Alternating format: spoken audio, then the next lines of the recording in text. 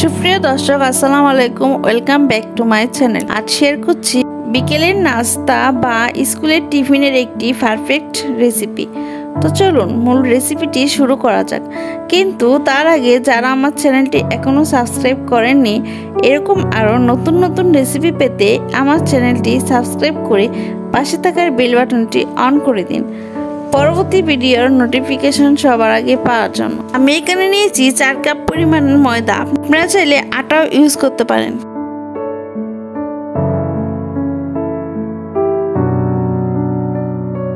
দিয়ে দিচ্ছি পরিমাণ মতো লবণ। 3 টেবিল চামচ পরিমাণে সয়াবিন তেল দিয়ে দিচ্ছি। ডোটা তৈরি করার জন্য লবণ আর তেলটা আমি একসাথে মিশিয়ে নিচ্ছি।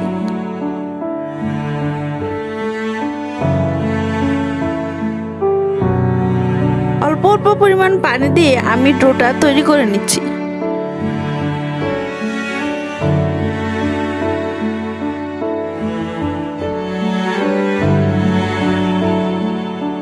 ডোটা কিন্তু তৈরি হয়ে গিয়েছে। এখন আমি অল্প পরিমাণ তেল দিয়ে কিছুক্ষণের জন্য ডোটা ঢেকে রাখবো। এখানে আমি আলু এবং ডিমটা সিদ্ধ করে রেখেছি। আলু আর ডিমগুলো ছিলে নিয়েছি। আলু আর ডিমগুলোকে আমি গ্রেটার দিয়ে গ্রেট করে নিচ্ছি।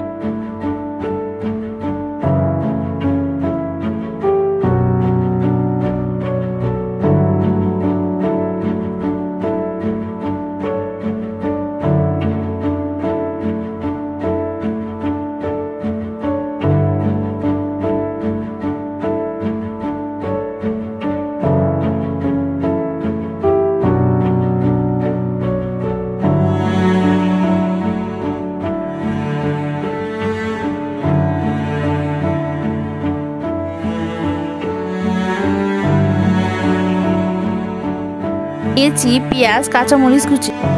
ঢাকনাটা খুলে দেখে নিচ্ছি ডোটা অনেক সফট হয়ে গিয়েছে। ডোটাকে আমি এরকম গোল গোল করে বানিয়ে নিয়েছি। এখানে কয়েকটা বড় বড় রুটি বেলে নিচ্ছি।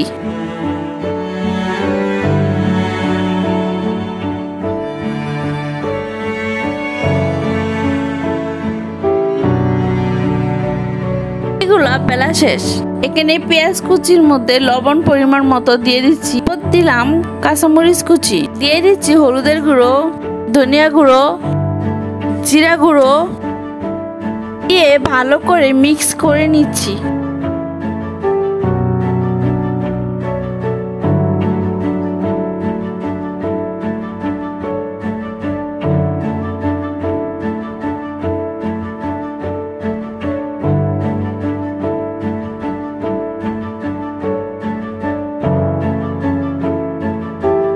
মাখানো পুরগুলো আমি রুটির উপরে অল্প অল্প পরিমাণ দিয়ে এভাবে ছড়িয়ে দিচ্ছি।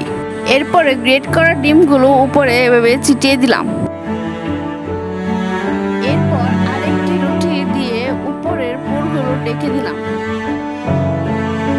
হালকা পানি দিয়ে এভাবে সাইডগুলো আটকিয়ে দিচ্ছি। এরপর আবার উপরে আলু আর ডিমের মিশ্রণটি আবার ছিটিয়ে দিচ্ছি। একইভাবে আরেকটি রুটি দিয়ে আবার পুরটাকে ঢেকে দিলাম।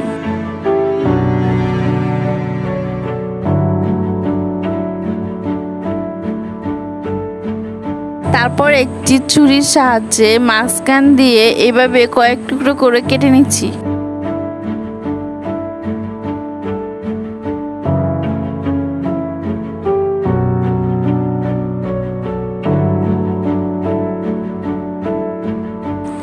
এই নাস্তাটা কিন্তু ছোট বড় সবারই খুবই পছন্দের। অল্প ঝাল কিংবা মচমচে, খেতে অনেক মজা, স্পাইসি। আপনারাও বাসায় এভাবে করে দেখতে পারেন, আশা করি ভালো লাগবে।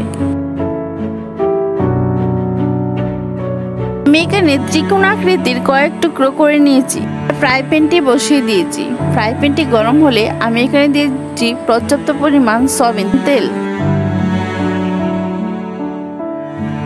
তেলটা গরম হয়ে গিয়েছে। এখন আমি কেটে রাখা নাস্তাগুলো এক এক করে সয়াবিন তেলের মধ্যে দিয়ে দিচ্ছি।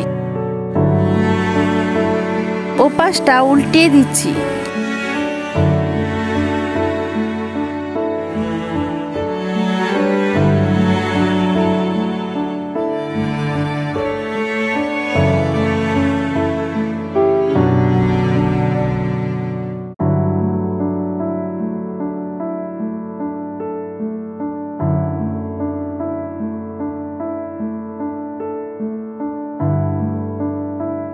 দেখতেই পাচ্ছেন কালারটা কত সুন্দর এসেছে।